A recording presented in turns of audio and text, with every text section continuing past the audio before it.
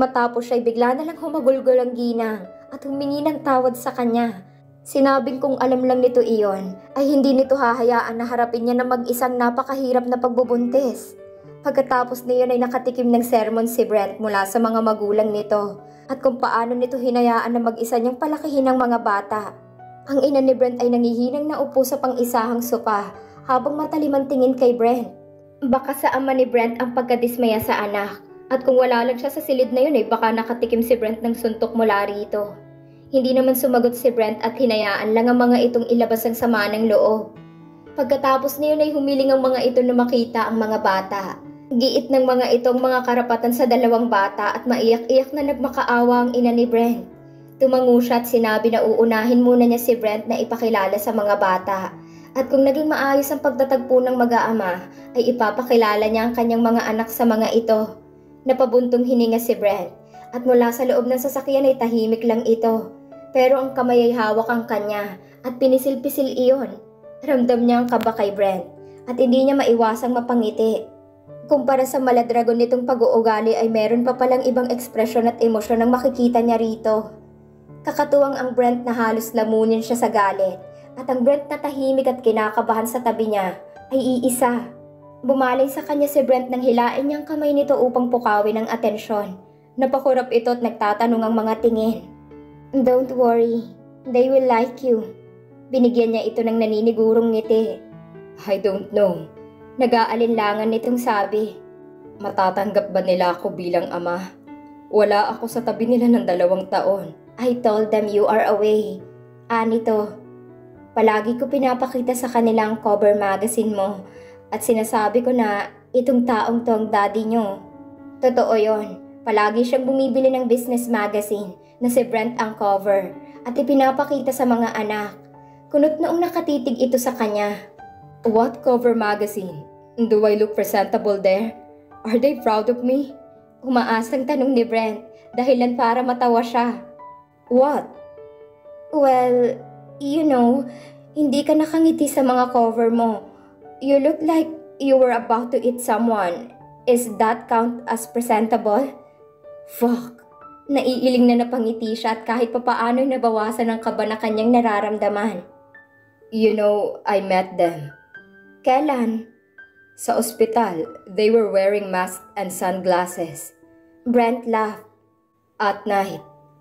My brother being overprotective in all. Aniya habang inaalalang sinabi ng kanyang kuya.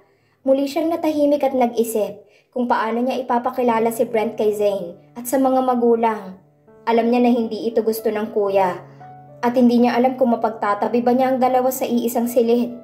Not to mention that her brother is part of an organization that nobody knows about except her. She has to write all the things she needs to sort out before they could be in a relationship. Huminto sila sa harap ng kanyang bahay at sabay na bumaba. Tumungo siya sa tabi ni Brent na nakatanaw sa kanyang bahay. Kinuha niya ang kamay nito at mahigpit na hinawakan. Saka hinila papasok sa gate. Mula sa labas ng dining niya ay natanawan ng kanyang mga anak at ni Brenda sa itaas dahil nakabukas ang bintana ng kwarto ni Brenda. Oh God! Usal ni Brent na nanginginig pa ang boses. I'm nervous. Nakangiting hinila niya si Brent patungo sa nakasarang pinto. Pinagbuksan naman sila ni Manang Tonya na natigilan nang makita si Brent.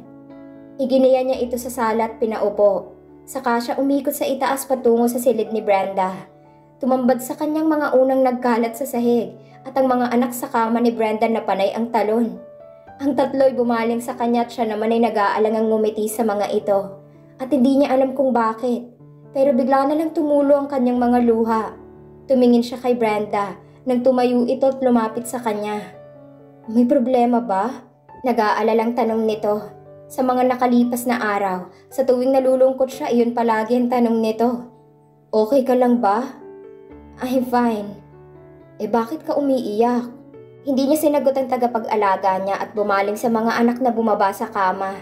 Lumuhod siya upang pantayan ng mga ito. Hinaplos ang mga pisngi at ngumiti.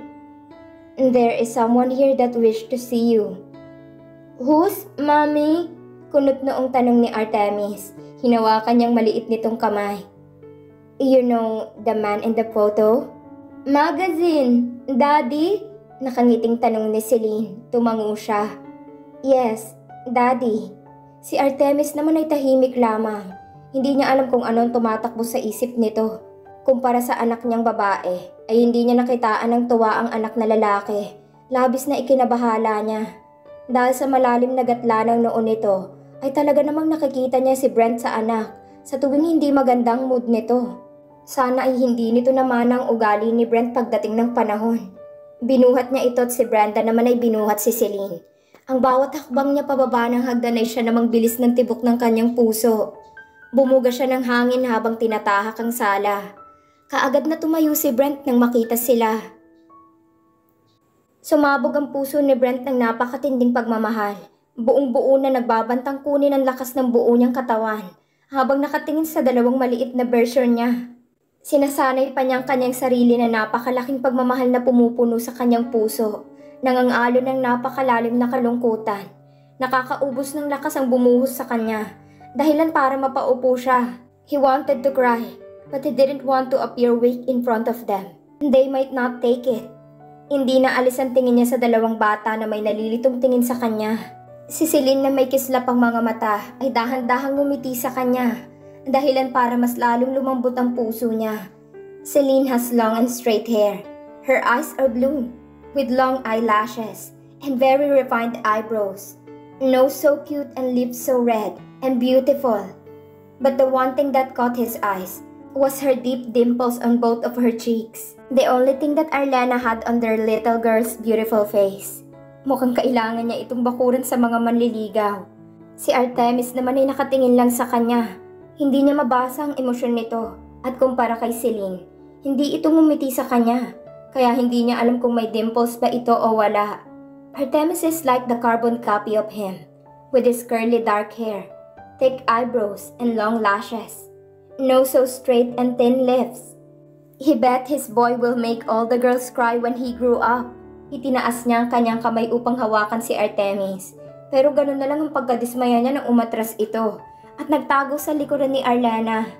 Nagkatinginan sila ni Arlena na hindi alam ang gagawin sa nangyari. Si Celine naman ay nalilito rin, kaya mas piniling sumunod kay Artemis. May kung ano sa kanyang pusong pinipiga sa tagpong iyon. Inaasahan na niyang ganoong reaksyon ng kanyang mga anak. Pero iba pa lang pakiramdam kapag nasa ganoon na siyang sitwasyon. Hey, what's wrong? Lumuhod si Arlena at hinarap ang mga bata. He is Daddy. He wants to meet you. Mommy, I don't like him. His heart sank at what his son just said. If someone else said those words in front of his face, he would have lashed out on them like a freaking dragon. But this little boy in front of him is his own flesh and blood. His precious son, who has yet to know him. Kailangan niyang habaan ang kanyang pasensya at naiintindihan niya kung bakit ayaw nito sa kanya. Hindi pa siya nito lubusang kilala, kaya naman gagawin niya ang lahat, mapalapit lamang sa dalawa niyang anak. He is scary. Art, honey. Hinawakan ni Arlena ang magkabilang pisngin nito at dahan-dahang inangat. Ang mga mata ni Artemis ay nasa inalang ang tingin. He loves you. I wouldn't be able to have you two without him. Go on. Mahinang tinulak ni Arlena ang dalawa sa harap niya. Bagamat may pag-aalinlangan pa rin sa mukha ng mga ito ay sumunod na lamang kay Arlena. Tahimik lang ang mga ito at tanging si Celine lamang ang nakatingin sa kanya. Kumukurap ang mga mata na animoy kinikilala siya. Mommy, same eyes. Namamanghang-ani si Celine kay Arlena dahilan para mapangiti siya. Hindi nito alam na hindi lang mata ang pagkakapareho nilang dalawa. Nakangiti siyang nag-angat ng tingin kay Arlena na nakangiting tumangulang sa kanya. Hindi nagtagal ay gumaan na ang loob ni Celine sa kanya at tumabi ito sa kanya.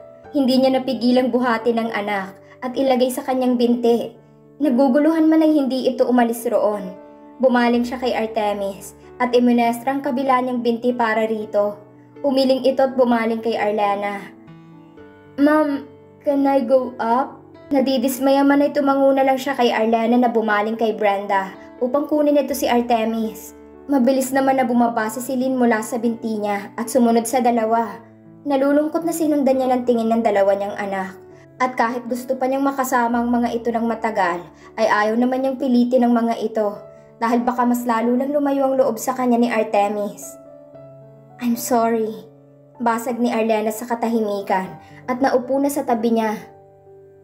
Hindi ko alam na ganun ang magiging reaksyon niya. I always tell him about you, but I didn't expect him to be so reserved. It's fine. Niyakap niya si Arlena. It's our first meeting. We could have all the time in the world. I can wait. Malalim na napabuntong hininga si Arlena. Celine, she's curious. Medyo nag-aalangan pa siya dahil sa reaksyon ni Artemis. Tumango lang siya. I'll talk to him tomorrow. Can I pick you up tomorrow and visit them? Tumingin sa kanya si Arlena at ngumiti. Of course. Pwede mo rin silang ipasyal kung gusto mo. Anong paborito nilang pagkain? Should I buy them chocolate?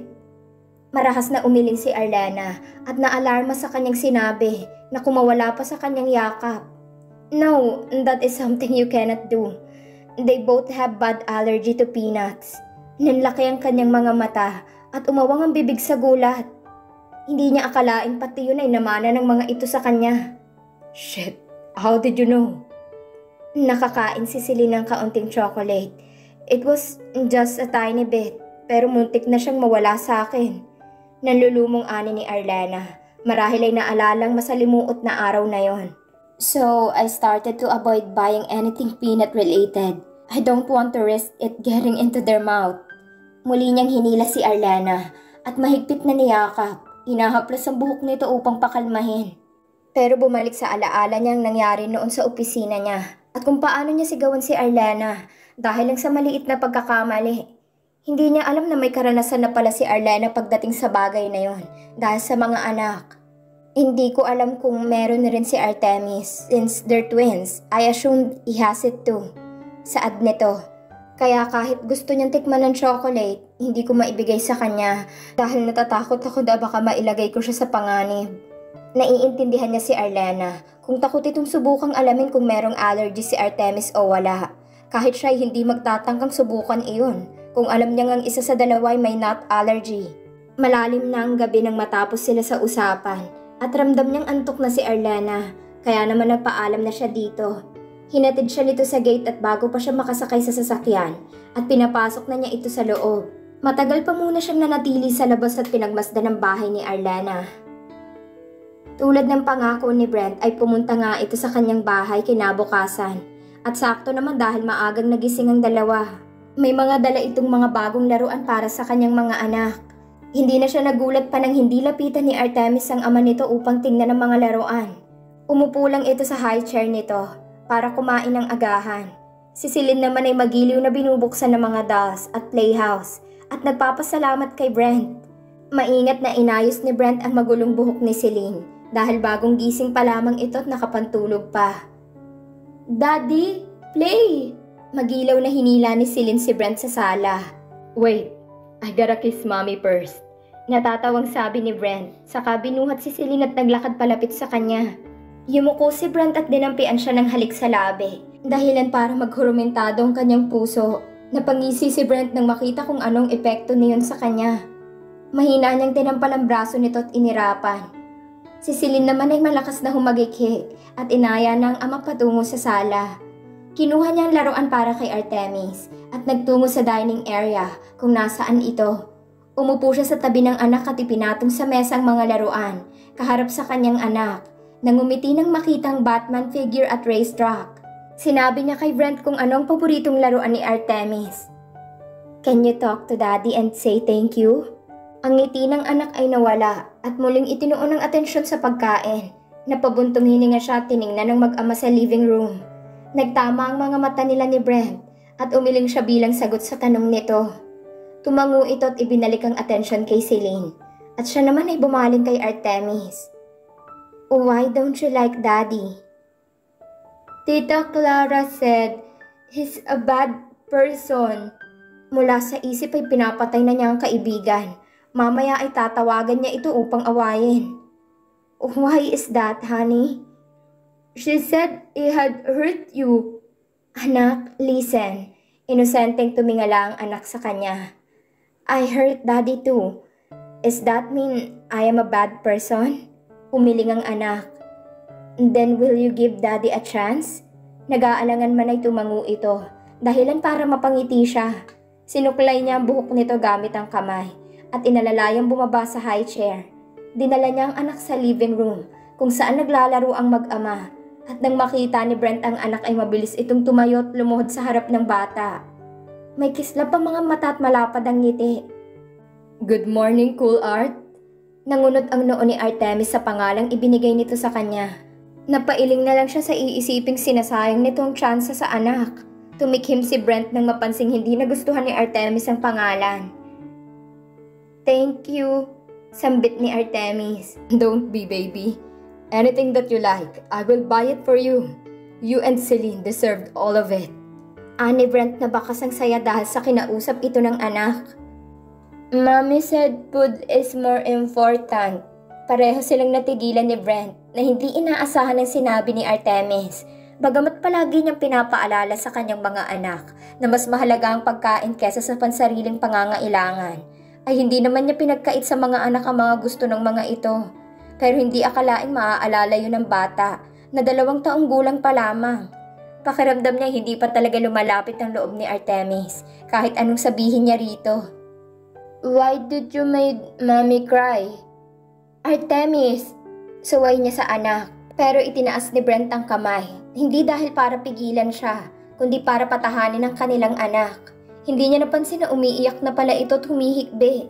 Mabilis siyang lumuhod upang yakapin ang anak habang si Brent naman ay hindi alam ang gagawin sa sitwasyong iyon.